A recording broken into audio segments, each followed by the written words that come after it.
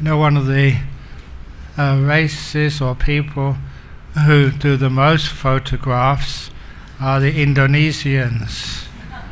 And quite a few times I've almost missed connecting flights when I've been transiting in Singapore, and Indonesians are in the same airport, and they always want photographs. And I try to remind them that in a great monument in Yogyakarta, Borobudur, they have banned taking photographs, especially flash photographs, because it degrades the stone.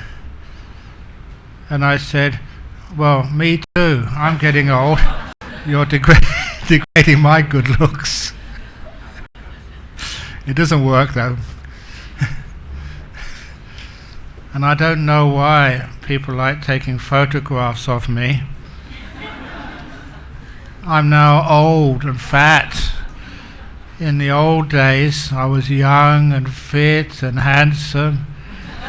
No one wanted to take photographs of me then.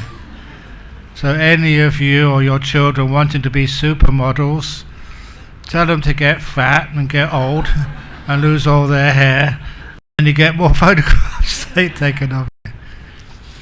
So I think, many of you know me for many years, and I was just telling somebody out there, sometimes when I come back, it's like seeing old friends. You recognize people you've known for years, and it's nice to see you all again. So thank you for coming and catching up again. And I'm doing whatever I can to be able to serve. A good excuse for coming here is by giving you some teachings of, from the heart, some kindness. And adding that kindness to the mindfulness, it does become kindfulness. I was mentioning earlier this morning about the different levels of mindfulness, and to notice that when we add kindness to the mindfulness, it gives it more power. It's such a simple thing to do, but it's so effective. So whatever you are aware of, please add the kindness, and then you find you enjoy it much more. And because you're enjoying what you're doing much more, it's easier to keep your attention on what you're enjoying. This morning when I talked about that clump of bamboo, it looked so beautiful to me, I could not take my eyes off it. And that's just what happens. Whatever's beautiful and attractive, your eyes get dragged there. One of my followers many years ago went to Dharamsala to see His Holiness the Dalai Lama. She had to wait for a few days before she could actually meet with him. But in the meantime, she enjoyed meditating in the hall. And one day she said she was meditating early in the main hall there, but her meditation soon got shot because someone came and sat next to her. It wasn't the Dalai Lama who sat next to her. She just took a quick glance. It was Richard Gere. And that was the end of her meditation. And that's actually what happens. Sometimes things which you like, you keep looking at. So if your meditation was attractive to you as Richard Gere, if you're female, or Taylor Swift, if you're a guy, is that right? I'm just checking in with you because I don't know. But if it's something attractive, you can't take your eyes off them. And that's one of the tricks with meditation. Why do people have a restless mind? I asked that question of myself many years ago. All I needed to do was to watch. I was watching my breathing then. What a simple thing to do, just to watch your breath go in, watch it go out. Such a simple thing to do. Why does it get so hard? My mind used to wander off. And then what I'd do is bring it back again. And then it'd wander off again. And I'd bring it back again. And I'd wander off again. And I'd bring it back again. For about 2 or 3 years. I was so stupid. It never worked. So instead of trying to use force or willpower, I decided to use wisdom power. Why did my mind wander off? Why did I try and bring it back kindly and it wandered off again? Why? And then I started contemplating. Why that when I'm with some people I enjoy their company just almost all day? Why other people I want to get away from them as soon as possible? Why? And I noticed that if you are kind and caring, that you like to be with people. Like today, Gerald took me out for a delicious lunch, and because I was happy to be there with him, not just because I could get something nice to eat, because he's a good friend. And so when you're with a good friend, you love to be with him, doesn't matter how long. But if you're with a control freak, if it's somebody who always tells you what to eat, how to eat it, when to eat it, and what to do with it, do you like being with people like that? To make it quite clear what I'm saying, suppose that when we finished here, you got a phone call from somebody. Would you like to come for a cup of coffee? And it's somebody you know, but you don't particularly like, and you would say, okay, I'm free, I'll come for a cup of coffee. And then they tell you what coffee shop you have to go to, what type of coffee you have to drink, where you're going to sit in the coffee shop, and how long are you going to sit there for, and what you're going to talk about, when you're in the coffee shop. If you're with somebody like that, in this simile I say that you'll say, oh, I'm terribly sorry, I just remembered I have to go and see the dentist. You make an excuse not to go, because no one likes to be with a control freak telling you what to drink, where to sit, and what to talk about. But if after you close off your mobile phone, you get another call. First of all, you make your appointment with the dentist to keep your precepts so you don't lie, and then you get another phone call from this really nice person. Said, are you free? Because I know you like coffee, but I found this really wonderful coffee shop. I think you might like it. Would you like to come this afternoon? And he said, well, for how long? However long you want. You can sit wherever you like. You can eat whatever you want. And I know you've always been interested in this Buddhism stuff, so you can tell me about Buddhism if you wish. And if it's somebody like that who's very kind and caring and interested in you, and you say, okay, I'm cancelling my dentist appointment, I'll see you there in half an hour. And you spend all afternoon there. Time just flies by. You don't get restless at all, because you're with a dear friend. And that's how use that simile to overcome any restlessness. If I am, say, watching my breathing is like a dear old friend. I spend so many happy hours with my breath, and I don't need to do anything else when I'm closing my eyes and watching my breath. No one can ask me a question. If they want to take a photograph, just do it. I don't know. So I can be nice and quiet, just my breath and I chilling out together. And I don't know if you've done this before with a dear good friend, but sometimes you can chill out together all afternoon and time flies by. You have a beautiful, peaceful, happy time. If you can do that with your breath, then you know what meditation is.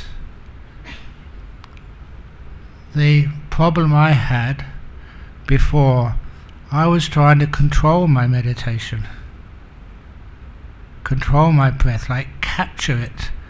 Don't you dare go away, breath. You stay here, otherwise, or you're going to be sorry you were ever born, breath. That is not the way to meditate. Even I was telling Gerald, it was actually Freddie yesterday, that one of the temples we first went to when I first came to Hong Kong, it's, what's it, Wow Fat Chin? Yeah. There was a wonderful temple I went to for many reasons, but there used to be many visiting monks came there. And one visiting monk came from mainland China. And it doesn't matter where you're from, we always chat. Okay, gossip you might say. So I said, what's it like in Buddhist temples in mainland China? And he told me that in the temple he was in recently, they had done a Zen meditation retreat.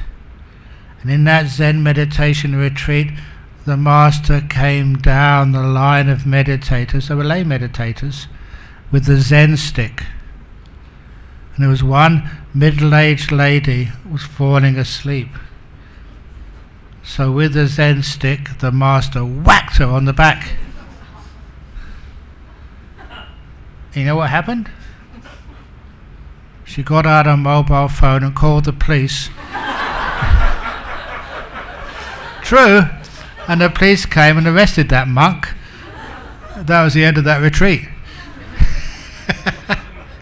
You can't do that in these days. People are going right. Anyway, they couldn't do that there, so it was the end of that retreat. So it's nice, the sort of little gossip and stories which you collect when you go to these different places. But anyway, even, fair enough, you should never fear falling asleep in meditation. You're kind. That's something which, again, not just restlessness, but even sloth and torpor, I struggled with for many years. We used to do all these amazing tricks to overcome sloth and torpor. One of them, I was just thinking, I can use my little clock here. One of the tricks we used to do, because you never realised when you were falling asleep, you put a matchbox, just a tray, take the cover off and put it on your head. Because what that meant is when you started to nod, it will fall off and make a noise. So I did that for many days, and finally I could sit for hours without the matchbox falling off my head. And I thought I had beaten sloth and torpor. But then one of the monks took me aside and said, Ajahn Brahm, you haven't defeated sloth and torpor. Just now when you are falling asleep, instead of doing this, you're doing this.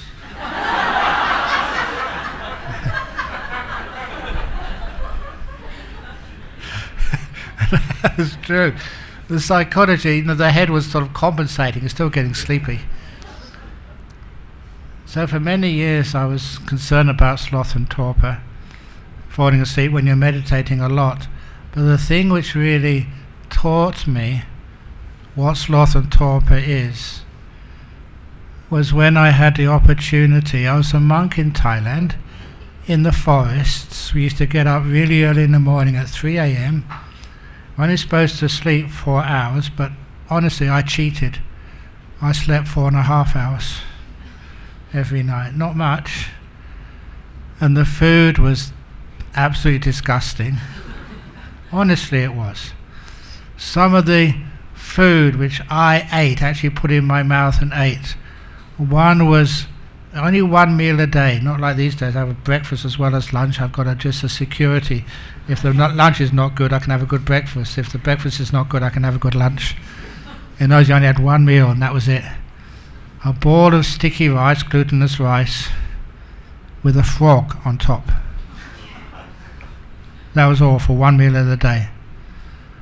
The frog was not fried, not boiled, no seasoning, no garlic, no chili, no salt, just like a boiled frog with no seasoning, about this big frog.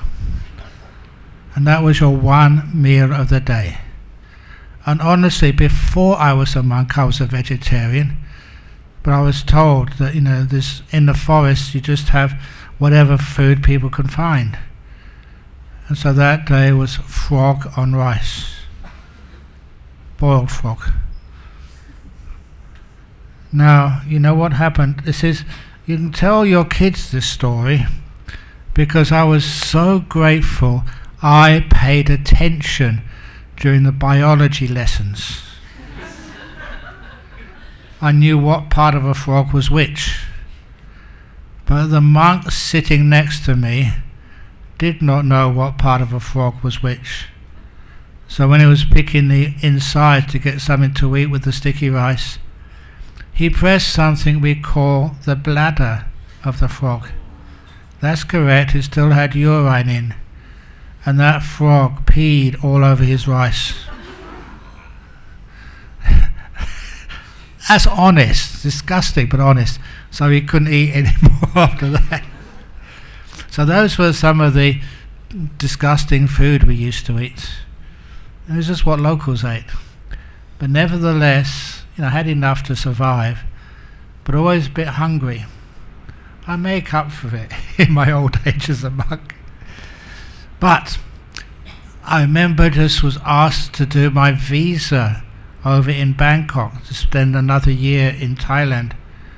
So we found a monastery which had a new building where visiting monks could stay. And so we had a place which we could close the windows so no mosquitoes came in. We had good food, in Bangkok, and no frogs. And also we found there was one room which they were using as a lecture room which had an air conditioner. Whoa. And in the early morning, you used to still get up at 3:30. No one used it. So we got the key and we used to sit there in the morning. A nice cool room, having had a good sleep that night, having had good food. No sloth and torpor at all. The climate was good. My belly was satisfied and I had slept enough. And I realized that much of my sleepiness was not that I was a bad meditator. It was just the conditions were not supportive for me in the forests of northeast Thailand. I was sleep deprived, malnourished, in a hot sticky climate which somebody in London could not take. And I look at you here, even right now I'm a bit warm. The temperature here, I'm not quite sure what it is. And I still can't believe that some of you got hats on. And you got jackets and sometimes even blankets on. Wow, how can you do that? It's just my metabolism was different, and that caused me the sleepiness. And once I realized it wasn't my fault, it made the solutions much easier to find. And one of the solutions was, even though it was still very hot and sticky in those jungle monasteries northeast Thailand, even though still not sleeping enough or not eating nutritious food, I learned not to worry about being sleepy. I realized this is natural. And I even went as far as thinking if the Buddha was born in London and sat in Bodh Gaya, it's really hot for him, even he might have fallen asleep. In other words, there's no blame there, it is cause and effect. So when I didn't blame myself, I just stayed being sleepy. If people told me off, you are just sleepy, I said, yeah, it's not my fault, it's just cause and effect. Because I didn't blame myself, I was at peace being sleepy. And that's an important thing to understand. When you don't fight it, the little bit of energy which I had was not wasted. And the energy just built all by itself. My back even straightened by itself. The mind became more alert.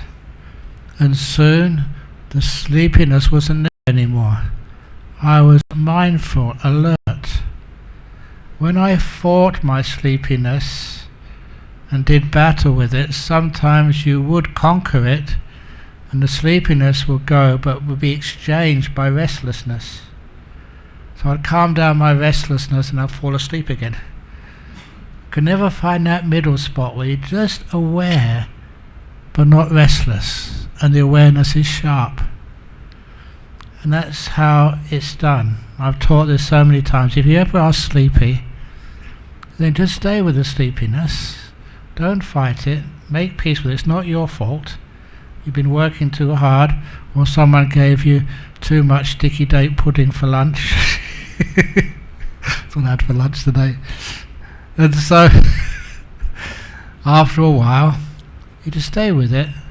Don't waste your energy, and you wake up automatically, naturally, all by yourself. And your mind is peaceful, and it's enjoyable.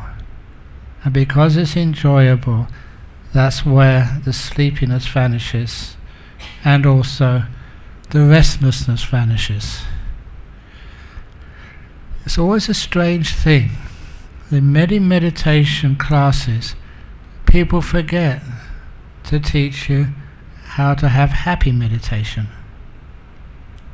I must admit that yesterday when I went to the Theravada Buddhist Society of Hong Kong, they're following mostly the teachings of Ajahn Ganha, who I know extremely well. He spent a rains retreat at Bodhinyana many years ago, and we'd ask him often.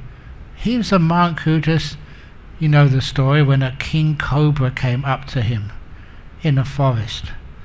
In that part of Thailand in the northeast, they had a nickname for the king cobra. They used to call a king cobra the one-step snake. Why they call it one-step snake? It hasn't got any feet. He said the reason they call it one-step snake is if it bites you, that's all you've got left of your life. One step and you're dead. It's extremely venomous. So this king cobra, Ajahn Ganha was sitting meditation on the forest floor, and the king cobra came up to him.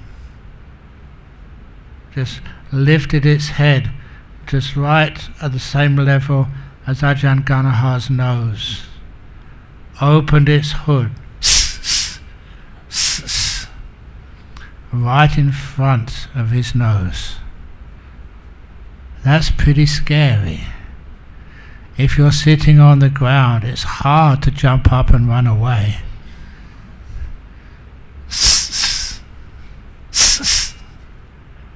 So what Ajahn Ganha did, he lifted up his hand and patted the king cobra on the head. Thank you for coming to visit me. You know, it's really rare that a king cobra can have his head patted. So that snake loved every moment of it. And once that Ajahn Ganha had patted its head enough, the cobra drew in its hood, went down on the ground, and went to see one of the other monks. Lifted up its head, opened its hood, and the other monk said, no, if you want to pat, go back to see Ajahn Ganha, not me, no. And that was the story. But that monk Ajahn Ganha was so kind. As I said, when he came to visit Bodhinyana Monastery, this was in the early years. We were building our main hall where we have our... Actually, we hadn't even started building it yet. We just put in the plans to the local council for permission to build. And so the mayor of Serpentine Jarradale Council came to visit, to check up on us. And the mayor was a local farmer. And the mayor came in a lovely suit and a tie. He was the mayor. But the suit was only buttoned in the middle, and even that button could pop off any time, because that mayor was as fat as I am, probably more. And as soon as Ajahn Ganha saw this really fat Australian mare, he went right up to him, and just like the king cobra, he didn't pat the mare on the head, he rubbed him on the tummy. And I saw that from a distance, and I froze in terror. But this is the mare. You don't do such things like that to a mare in Australia. That's culturally so inappropriate. But then I saw the mare, who didn't have any idea what Buddhism was, just smile and, I could say, gurgle like a baby. He loved every moment of having his head, his tummy massaged by such a holy monk as Ajahn Ganha. And that mare became one of our closest friends of our monastery. So we got all our permissions, no problem at all. Thank you, Ajahn Ganha. You can tame snakes, you can tame mares. But when we would ask Ajahn Ganha to teach, we knew he had great meditation. You know what he would teach? He would say, when you breathe in Sabai. The word Sabai. Any Thai people here, Thai speakers? The word Sabai means nice and easy and really beautiful. Breathe in beautifully, lovely, joyfully, and breathe out the most beautiful breath you've ever breathed out in your life. And that was it. That was all the instructions he would give. And sometimes I think I give too many instructions. That's the only instructions Ajahn Ganha would give, and that was really to the point. When you're meditating, kind of put joy into it and happiness. You're not at work today. You don't have to do any duties. Your family, your kids, your grandparents, whatever it is you have to look after at home, you don't have to do anything today. A totally free day. How more the word Sabai can that be? Just sitting in here, listening to an old monk tell old jokes, and just relaxing to the max. How much better can life become than being here just relaxing to the max? And people give this the name religion. Is it religion? It's supposed to be. As I tell people in Australia when they ask me, is Buddhism a religion? You know my answer? I said, yes, it is for tax purposes anyway.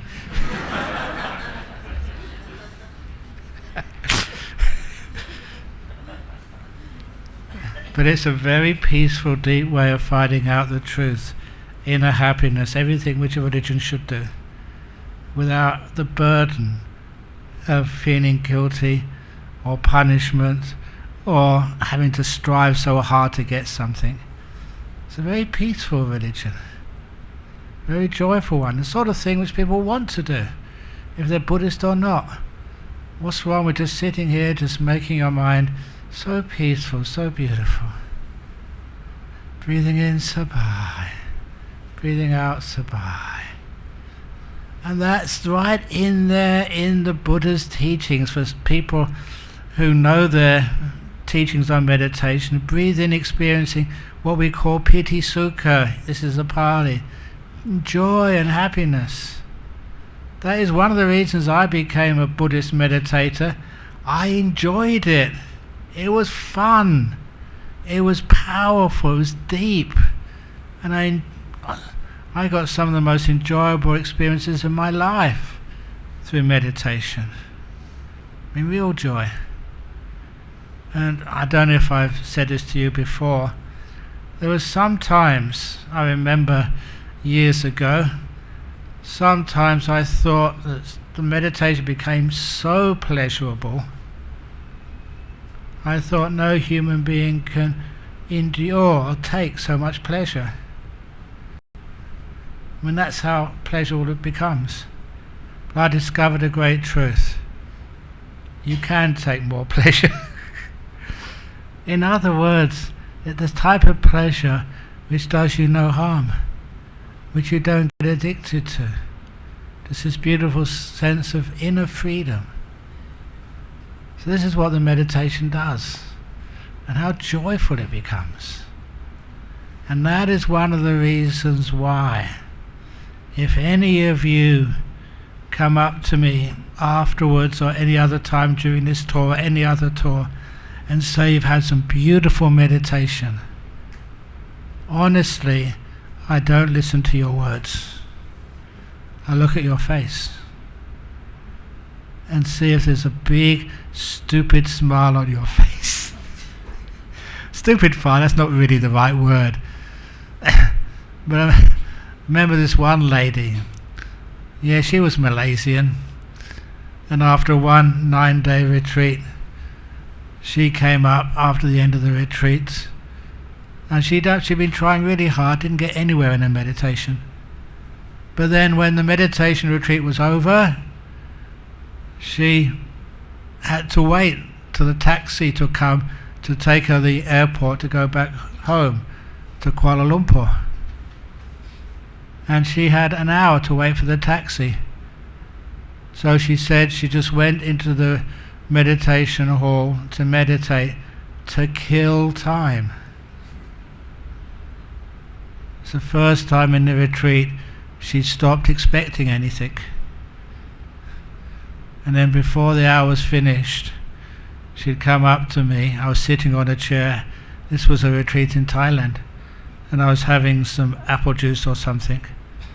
And she came and bowed, and she looked up at me just like someone, maybe a daughter or a good friend, who's fallen in love for the first time.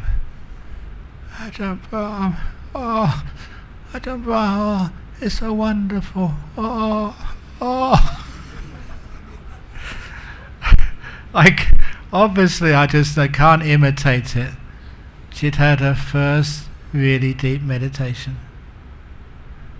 and the look on her eyes, the meditation afterglow, was all the proof which I needed that she had a very deep, beautiful time.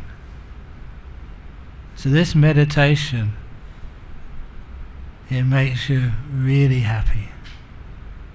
I mean, really happy. More happy than you've felt ever before. And it shows all over your face. You've had a nice deep meditation. That is something you cannot fake. But I just wanted to warn you, if you carry on this meditation, that's what's going to happen to you. Your smile is going to get more natural, more big, more happy. And the health benefits of that are enormous. You know, the very fact that you just got all this energy in your body, what that can heal is enormous. Please excuse me for wandering off all over the place in this talk, but I always recall one of the lectures I went to see at university. It was one of the extracurricular activities. I was a member of the Psychic Research Society. So we used to do all sorts of things like hunting ghosts. We'd actually go looking for them, not running away. But we also had a hypnotist would come every year. And one of the things this hypnotist did, it hypnotized one of the students quite deeply, and had a stick and with a 4-inch nail on the end. And he convinced this student to believe that this nail was red hot. And then he touched this student's bare skin on his arm with this needle, which was at room temperature. But this student was hypnotized to believe it was red hot, and the student screamed in pain when it touched his skin. And I thought, that's understandable, hypnosis, the power of such belief. But what really shocked me was to see a blister come up where that nail had touched his skin. There was no physical cause for that at all. At least I couldn't see the physical cause. Just the belief it was red hot had created a blister on this guy's skin. And I always remember that. You see it with your own eyes. Of course, there's no fraud or fake there. But then I thought, well, if such degree of belief or confidence can create a blister, can't it shrink a tumour? Can't it heal some problem in the body which, sometimes people say is terminal? I should actually tell people, because I'm always honest with you, that some of the doctors told me I have terminal disease. Next week I go to Hong Kong air terminal and then to Changi air terminal before I go. I visit many terminals. I must have terminal Okay, that's only a joke. You understand that, don't you, I hope? Otherwise you come back and say, Ajahn Brahm, poor Ajahn Brahm, you're going to die soon. It's only a joke, I'm perfectly healthy. But anyway, if that's what the mind can do, imagine what it can do when you really got a lot of energy inside of it. That's why this is something I love about being a monk, because if any of you have any really serious health concerns, I do a little bit of chanting for you, that's one thing. But there's also just the power of the mind, and creating that confidence in your own mind, the ability to meditate, to be still, and to harness that inner power and see what it can do. And I've just seen just too many amazing things happen. Sometimes I get into trouble for it. A very good example of that, quite a few years ago, I probably told you this story the last time I came here, because it's about 5 or 6 years old a story. I was called to our local hospital's ICU room. There was a Chinese family, and their elder, the patriarch of their family, was in the ICU. He was dying, he was in coma, and the family asked me to do some chanting for him. And sometimes I'm kind, some people say too kind, but I don't mind. So I stopped whatever I was doing, went into the hospital, an hour's car ride, and got into the ICU. I was really late, so I never actually checked with the family exactly what they wanted. I just went into the ICU and did my chanting and meditation for this gentleman. And it was actually almost miraculous. He came out of his coma, and the doctors said, well, if he's out of his coma now, there's a really good chance he's going to survive. And I was so pleased with myself. A fellow was supposed to die, was now going to live for at least a few months or a year or two. And when I went to tell the family, they were really upset with me, honestly. And they said, we brought you in here not to chant so you could get better. We wanted you to give him a peaceful send-off. They'd come from many different countries, I think even from Hong Kong and Taiwan and many other places, for his last time to see their patriarch for one last time before he left this world. And they had even arranged a funeral service already. And this white monk comes along and spoils everything. They weren't happy with me at all. Usually they give some donation. They gave no donation at all. They're happy to see back every. I cost them. They said, look, we've got to come back in maybe 6 months when he dies properly, but next time we're not going to invite you. So that's one of the reasons why, if you ask me to do any chanting for you, make sure I do the correct chanting. If you've got sort of a mother or father sick in hospital, say, no, we don't want them to die peacefully, we want them to get better chanting. Totally different chanting. So please, please let me know what chanting you want, Not my fault. Yeah, maybe it was my fault for not asking. But anyway, that was just the funny side of that true story. The interesting side is that, these things do have power. And I say that as a scientist. How does it work? The energy of meditation is so enormous. The mind is the forerunner of all things. It can create a blister mark when there's no real cause for it. And it can actually take away problems in the body, which are not supposed to be taken away through things like meditation. That's how powerful it is. So that's one of the reasons why, when you know how to meditate properly, with no fear, just being in this moment, being kind in this moment, enjoying this moment, you get so much joy and happiness. Meditation is not like going to any dentist people here. Okay, it's not like going to a dentist, which you don't like making an appointment for. I just checked first of all, there's no dentist here, otherwise you might sue me or something. But it's something you really enjoy doing. It's fun. And it energizes you. And it makes you healthy. And it makes you wise. It makes you more kind. It's such an easy thing to sell.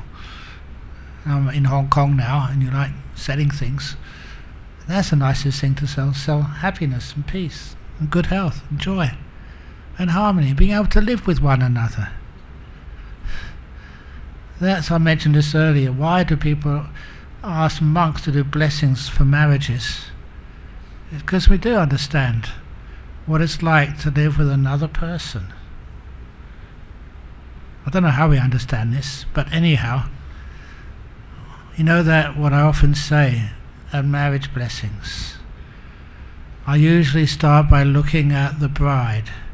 They've just exchanged rings and their commitments, and I look at her and I tell her, from now on, you are a married woman.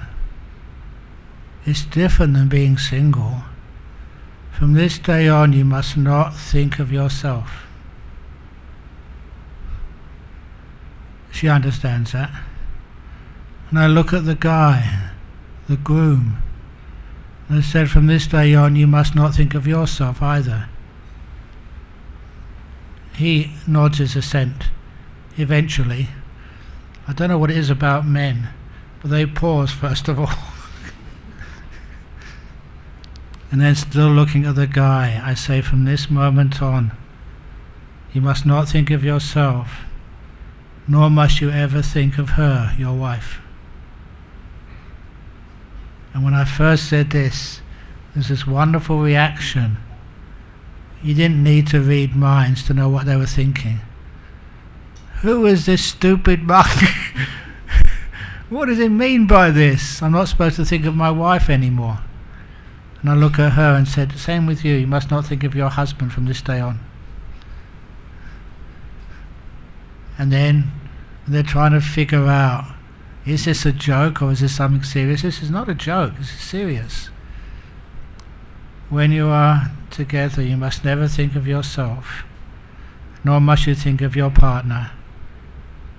You must only think of us. The third option. You're in this together. So whatever problems you have, they're not his problems, they're not her problems. They are our problems. If there's economic problems in Hong Kong or in the People's Republic of China, is it China's problem? No, it's not. It's Australia's problem as well. It's the world's problem. It's our problem. I appreciate that very easily, because I know so many of you so well that if you have a problem, I have a problem. It's our problem. And that's a different way of looking at the world. A beautiful way of looking at the world. When it's our problem, we can always find a solution together. So anyway, that's about how to meditate and how to be in this present moment and how to care. Not to cure, because there'll always be conflicts. If there was no conflicts in this world, all the soldiers would be out of a job. Then what would they do? As long as they don't fire real bullets. That's what Ajahn said once. Once of his followers was drafted in the Thai army and asked Ajahn for advice. What should I do? Should I refuse and be sent to jail? Or should I, join up and just, I might get into a firefight somewhere. What should I do? And Ajahn says, no, you should join up. And when you are training, train really well. Especially know how to shoot those rifles accurately. And this young man was so surprised at Ajahn Chah's advice. Why should I train so well to be able to shoot accurately? So when anybody shoots at you, you can always shoot accurately to miss. So you never needed to harm any other human being. But he said your lieutenant or major, whoever's commanding that unit, will never know that you missed on purpose. But you can only miss on purpose if you know how to shoot accurately. And that was his advice. Kind of interesting advice. But anyhow, that is just how to live a nice, peaceful life together. What's more important? I've said this story so many times. How many of you haven't heard of the chicken and the duck story? My goodness. That's a lot. Okay, here it comes again. And if you feel upset you're listening to old stories again and again and again, please appreciate that I've heard this story more than anybody. Every time I tell it, I hear it again. Okay, here it comes. A couple, they just recently been married, walking through the forest one afternoon, and as they were walking through the forest, they heard the sound, quack, quack, quack, quack.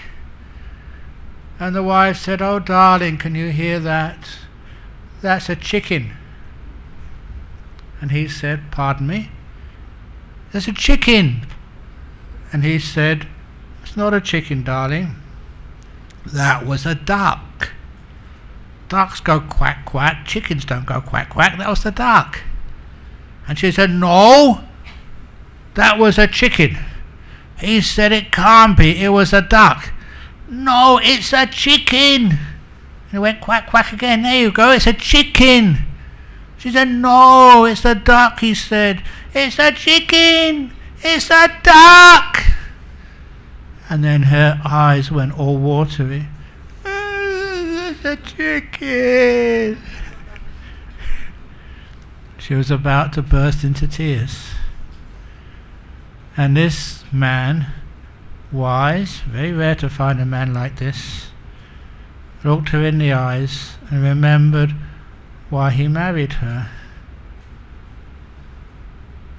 He squeezed her hand gently and said, "Darling, I think you may be right. That is a chicken." It went quack, quack again. She said, "Thank you, darling." And they continued their walk together in peace and harmony. He got a nice hot dinner that evening. What's more important? Being right or being in harmony and love? And anyway, why do we always feel that we are right and the other one is wrong? Because I have told that story for so many years, many people when they go on Google or Wikipedia or somewhere, then they get all this information. And I didn't bring it with me. I have over in Perth the little piece of paper about a little duckling who was no, sorry, little chicken who was orphaned and was adopted and brought up by a family of ducks. And you can imagine what happens. Its brothers and sisters who soon were ducks, and so this little chicken grew up and can speak duck language. A chicken who actually does go quack quack. So because of that, there is at least one chicken who goes quack quack. So the wife may have been right. Unlikely, but give her the benefit of the doubt. So anyway, that's how to live in peace and harmony together. So now, I've got plenty of time. It's only 2:30. I'm not quite sure what you want to do, whether we can do another meditation or to do questions and answers. Who wants to do another meditation? Put your hand up. Who wants to do questions and answers? Put your hands down.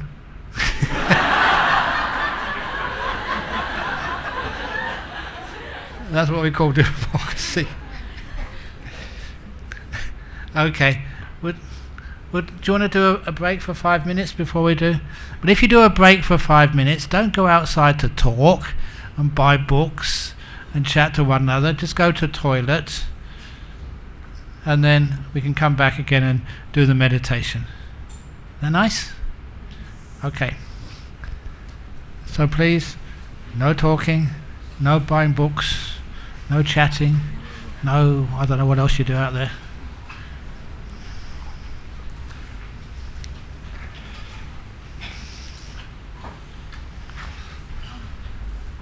You give me so much energy.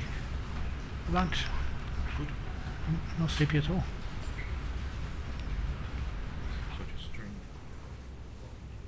Water is fine.